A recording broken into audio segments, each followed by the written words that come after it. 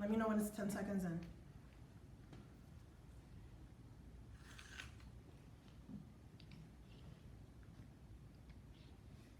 Okay, students, let's read a few pages from our book. As I'm reading, I also want you to use the illustrations, okay? You're gonna analyze, what do you think Trixie is trying to tell her dad in this point of the story? Remember, she's a baby. She doesn't have words. So we need to evaluate, what is she feeling and what is she saying? We're gonna read between the lines as we're inferencing. Now, what are speech bubbles? What is their purpose? Yes, so usually speech bubbles are used to show what the person is saying.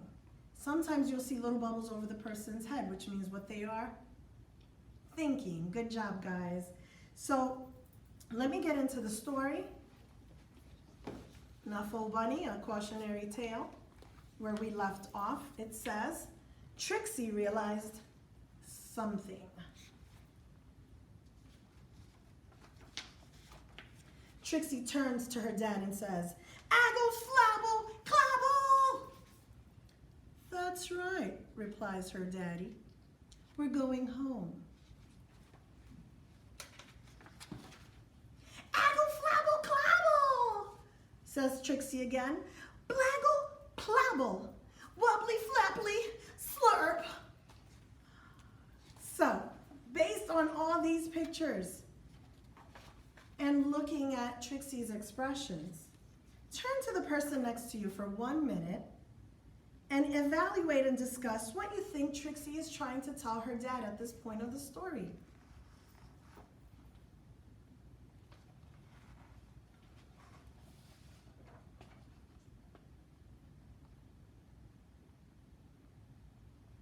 Okay, now that you have had time to discuss with your partner, I am going to give you this worksheet, which shows Trixie and some empty speech bubbles.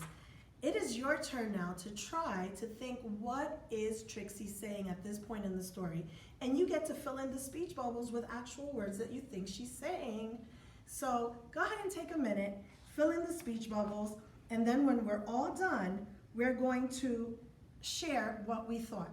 Okay, again, you're using the text and illustrations because we are trying to master this goal here of demonstrating understanding of our character, setting, or plot through the standard. Go ahead and fill in those speech bubbles and then we'll discuss.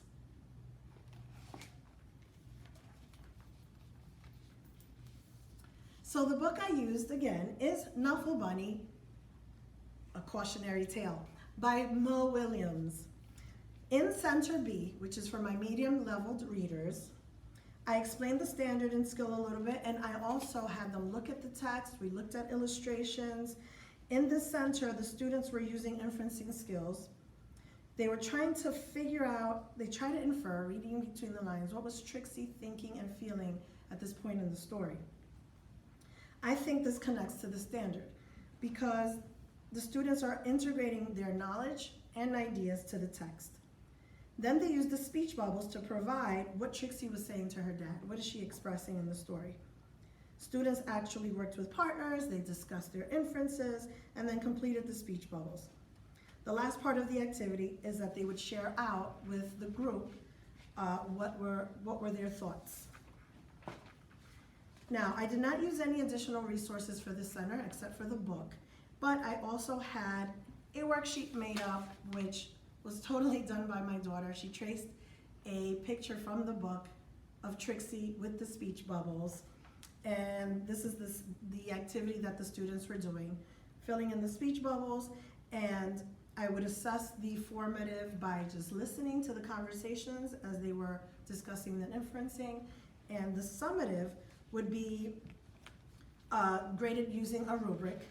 And I did choose to use the same rubric as in Group A, which was, are they providing something related? Are they providing something meaningful? Was it completely unrelated? Was it meaningful with evidence from the text? So that is the rubric that I decided to use for my mid-level readers during Center B.